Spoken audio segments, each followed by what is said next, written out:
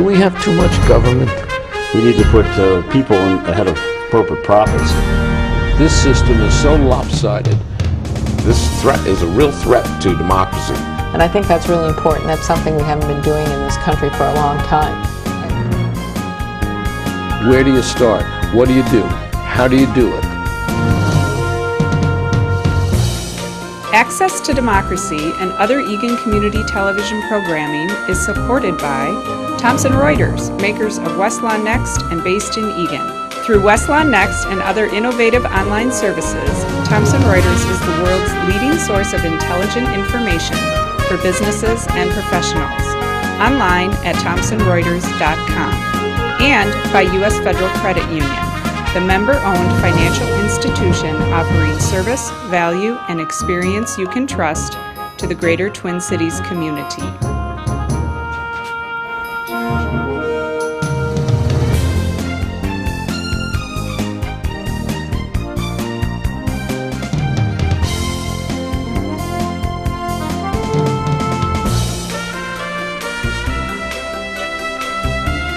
Welcome. Access to Democracy returns. Alan Miller hosting, and Professor Y. Spano. Hey. I usually butcher his name, Spano, but it's Y. Spano. And Y, you've been here practically as long as this show has been going, and we're just about to start our 13th year. Wow. In August. 1,300 interviews, thereabouts, and hard to believe. Well, you do a very interesting thing now. You have founded and you co-direct a really program in political advocacy at the University of Minnesota Duluth. Tell us a little bit about it. Well, it's designed for working adults, for young folks who, and not so young. We actually had a student older than me, which proves that we have no ageism. Taking middle-aged people. That's right. And these folks usually are working, and they're usually involved in some form of, in nonprofit work of some kind, in politics. They work at the Capitol. They work for the various office holders. A number are people who haven't got jobs in the business yet, but they're all interested in how you make that system, that political policy system that we have in this country, how do you make that do what you think it's supposed to do? And that's what they're trying to learn. They learn about the system and about how to make it respond to them. We've had 120 graduates now, and they're really all over both Minnesota and the country. And some actually run for office. Oh, yes, yeah. And among other things. But you do one other thing in the program that certainly is disappearing from politics. You talk about an ethical approach to advocacy. And we are certainly losing that in this country now. Yes.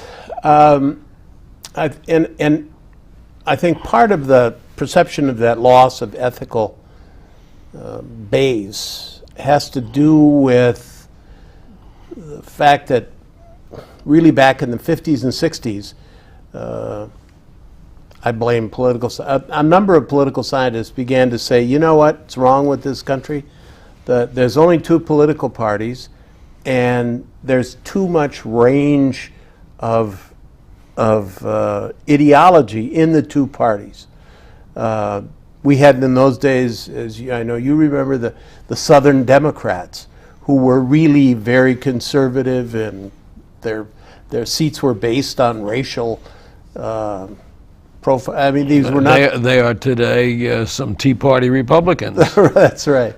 And what we've done is to kind of move both sides apart so that it's harder for them to agree on anything or to talk about anything. And then I think we've added this other layer now of people who seem to believe, no kidding, seem to believe that really government is the evil.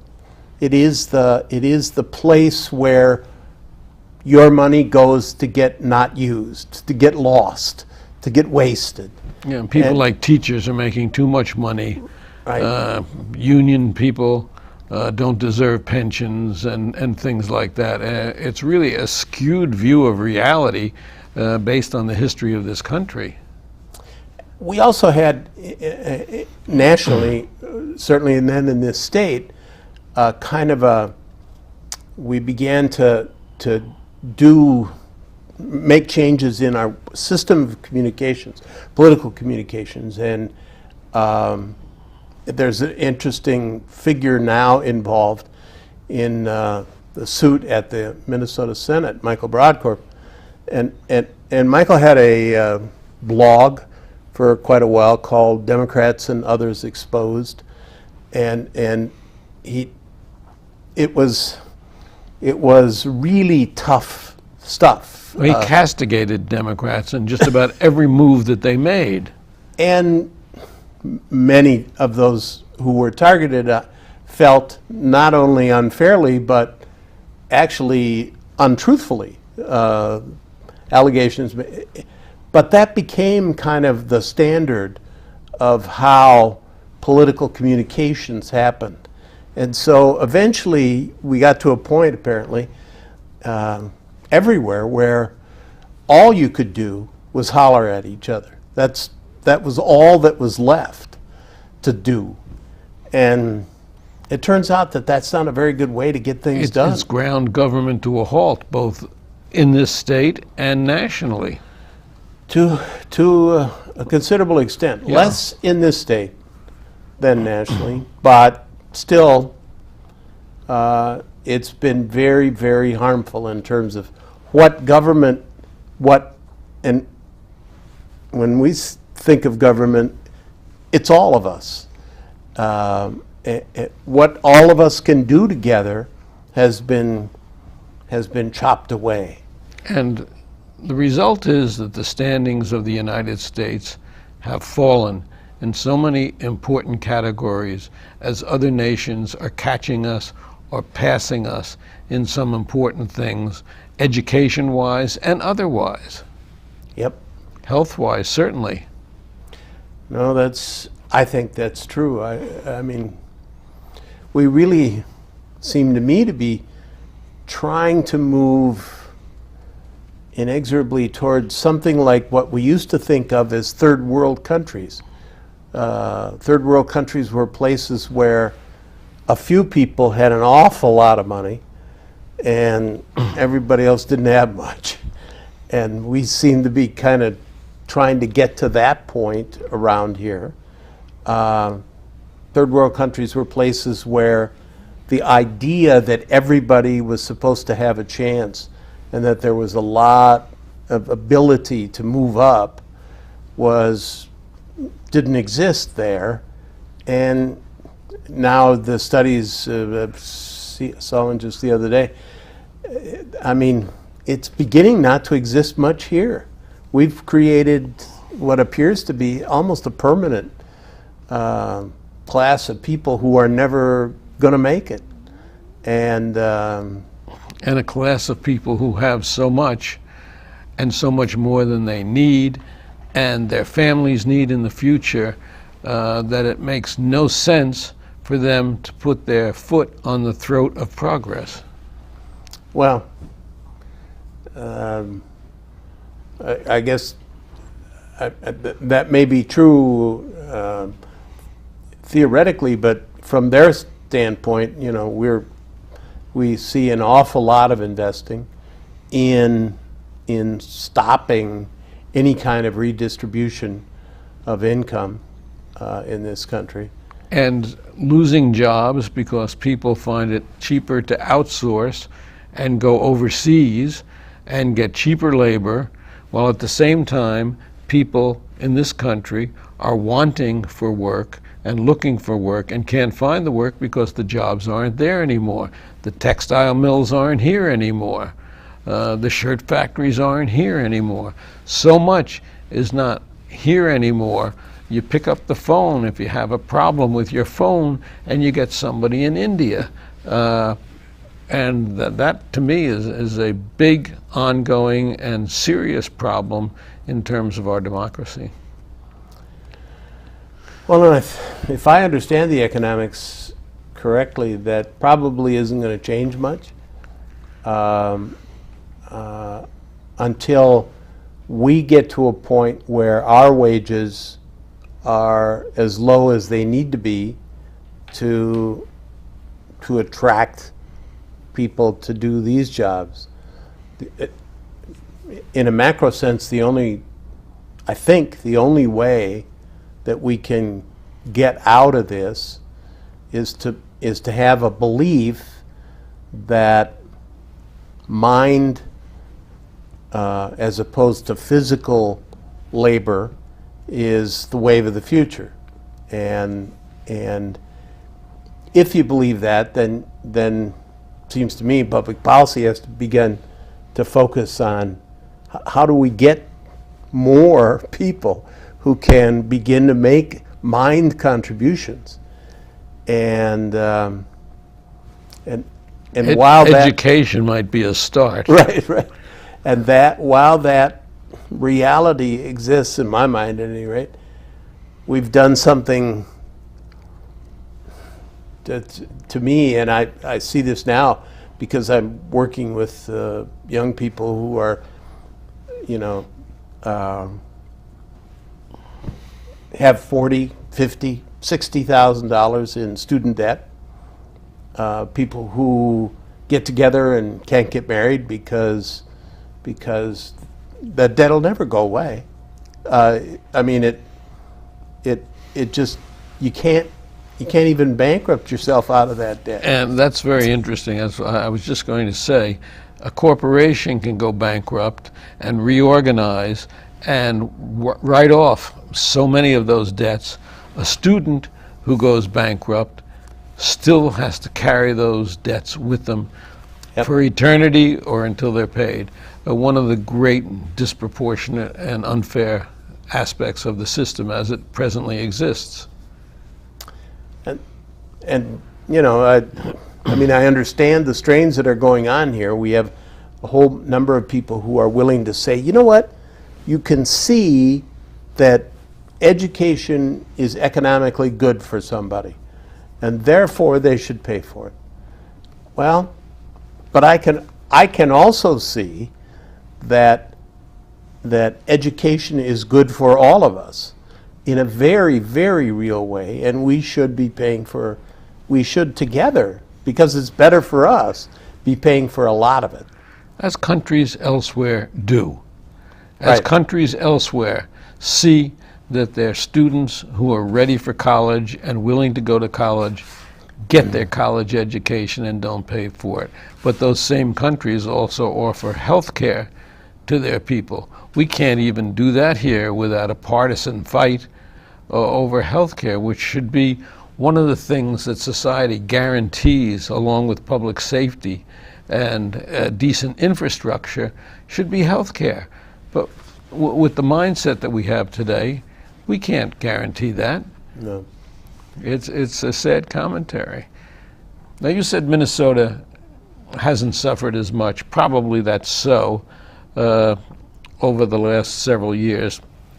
And yet we have a legislature that for the first time in 40 years was Republican dominated in both houses this year. I don't think that there's anything that they can look at and say that they accomplished. Yeah, they passed a bonding bill, but they sliced a third of what the governor proposed, and it was the governor's bill that they, which would have helped jobs and the infrastructure. And they put 2 constitutional amendments on the ballot, both of which I think are unnecessary, prejudicial, and ludicrous. Tell me what you think this legislature accomplished in the last 2 years. Well, I took great heart, strangely enough, in the passage of the Viking Stadium. I took great heart in it because neither Republicans nor Democrats liked it very much, and yet everybody was willing, finally to come to the table and say, okay, I guess we'll do it. And now, it took the governor. Without his leadership, it wouldn't have happened. No question. And it also took the fact that this is an election year. I don't think that it would have happened in a non-election year. I think these people have to go home and face their constituents, and they want to get reelected. That's really, really what makes them continue in politics. Either the status, it's not for the money, unless they make money outside of politics because of their situation, but they didn't want to go home and face people and say, I voted against the stadium. Yeah, I'm not 100% sure that the polling wasn't that great for the stadium. No, it wasn't. And you can, you know, in all polling, we saw some interesting polling not too long ago, last few days, on this, on the constitutional amendments, and people are wondering, are they going to pass or not? And but on issues like the stadium, it's not so much how the general public feels, but in particular districts, can you put together a credible challenge to somebody because they did something, whether it's what the general public wanted or not. In some districts, the stadium was a really important thing and it would have mattered. But in some districts, voting for the stadium was really not a very smart thing to do. In those districts, it was really opposed. So it could have been used, and I think the Republicans could have used it, could have made their much more toe-the-line group stick with not doing the stadium. And somehow they were able to get over that finally. I honestly didn't, when it started, I didn't think they would do it. I just thought they'd do what Republicans in Congress did with the bonding or the budget ceiling, you know, that they would just say, who cares? We're just going to kill. And somehow, some way, that made me feel sort of good. Now, the rest of it doesn't address a lot of issues. No. But then the constitutional amendments, of course, that was, in both cases, that's just basically, well, in the case of the marriage amendment, that's just appealing to the base and saying, When we have a law on the books that says marriage is with a man and a woman in this state. right. So do we need an amendment beyond that? Well, no, but obviously you don't. And when this is over, no matter how, well, if the amendment is defeated, as I think it probably will be, you still have the law on the books. And although That's right. that law is, if it's defeated, that law is going away. Let's hope so. No question about it. And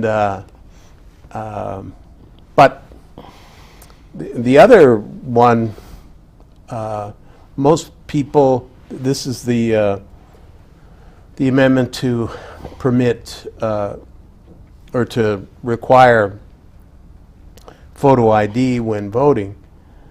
That's much more subtle because most people, when asked about it, you know, the numbers on it are terrible if you're against it, because people think, oh yeah, wow, that makes a lot of sense. Sure. We don't care if the poor people don't have photo IDs. Well, if the elderly most don't people have don't even photo think of it that IDs, way. if It's more, Alan, it's more about, you know, if you're so kind of out of it that you can't even get an ID together, then we don't want you necessarily voting. We don't like people who are, that's why, in the end, the what's really being targeted here is same-day registration, because that has a tendency, and all of these, the purpose is to just take a few points off the Democratic vote. Disenfranchise people who are generally voting with the Democratic base. And so now that to me is a kind of an ethical and moral argument, whether that's a legitimate kind of political thing to do. I'm still hopeful that the Supreme Court will strike down that amendment simply because it requires other laws to be passed for its implementation. And we do have this constitutional requirement in this state that a law can only be directed at one thing and/or an amendment. Well, this amendment then requires setting up how the photo ID would have to be established and other aspects which require at least one or two more laws. So I am hopeful, even with our Supreme Court, which has moved to the right, that it will be struck down. I'm not learned in the law, so I don't know. I've had people tell me that it's not going to get struck down on that basis. The real question is whether or not Mark Ritchie's descriptions stand. And I think they may stand, and that it'll go on the ballot that way. I think that they will, based on a law that we have also in the state that says that the Secretary of State is the one who designates the title of an amendment and not, or a law, and not the legislature. And of course we have two cases coming up on each of those amendments, which will be heard within the next week or so. Now the reality is that we broke that law, or at least the Secretary of State didn't designate the title. The legislature designated the title on the Arts and Environment Amendment, the Legacy Amendment, yeah. And so I guess the Secretary of State can decline if she is satisfied with the title that the legislature's put on it, but I don't think that deprives the Secretary of the right to follow the law. You may be right. I don't know, but I kind of wish in the way the thing looks, I sort of wish that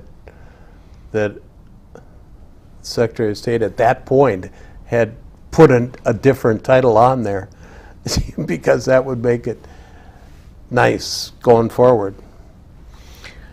What do you deem to be the essential services that a society owes its citizens? I mean, I touched on a couple that I think are essential services, but well,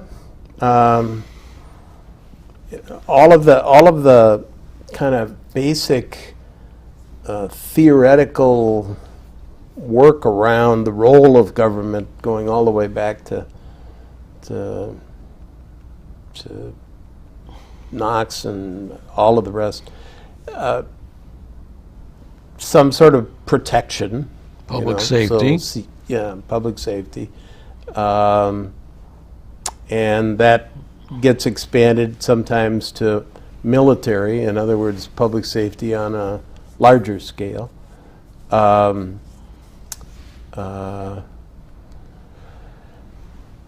some of the libertarian folks will stop right about there.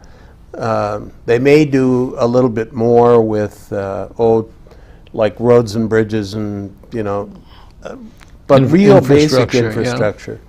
Yeah. And we, it's interesting in transportation, for instance, the idea that people should pay for roads when they use them, as they use them, is now pretty much gotten all over the country. But Minnesota resisted it more than any other state, we just didn't like the idea of toll roads. It just seemed to us to be, we're supposed to do this all together.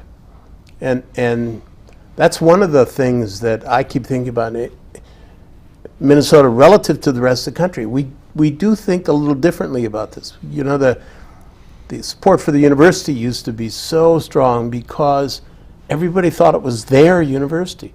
Their kids were supposed to go there. They were supposed to be, you know, this is our deal. And it wasn't because of the football and all the rest of it. It was because this is where we educated The ourselves. education, And the things that make our state great. But we've now altered that quite a bit. The University Minnesota over the last 20 years, from about 80 on, saw the largest, sharpest decline of support for higher education, particularly for the university, of almost any state in the country. I mean, we did a faster about face than almost anybody. And that's pretty striking when you think about it. We kind of led the way to taking money back. And it's taken its toll in so many different areas also. Right. That, It is not a good thing. education certainly, I think, is one of the things that a state owes, or an entity, a political entity owes to its people. I think healthcare ranks up there also. Now, libertarians don't agree with that. Right. But, as who was it? Ron, whatever his name is, said, "Let him die." I just don't think that that's the humane approach that made us what we were, and what I hope for my grandchildren's sake, more than my children's sake, we can become again. Mm-hmm. It's a sad commentary. In any event, we practically run out of time, and we haven't run out of topics, but we've run out of time. You've cut the show to 10 minutes, have you? It seems like it, doesn't it? No, it's still the half hour, but now I know it's not so easy for you to come back because Duluth is not around the corner, and you're up there certainly on weekends, but I would welcome you back before next summer to pursue this, particularly after the election, to do an evaluation, both state and federal, on what this election was and what it means for us in the future. Okay. So I would It's a appreciate deal. it. We've been talking with Professor Y. Spano, and I got it right. It's only taken me 12 years. You've been watching Access to Democracy, and join us again. Look for us online, accesstodemocracy.com. Why, thanks. Thank you, sir.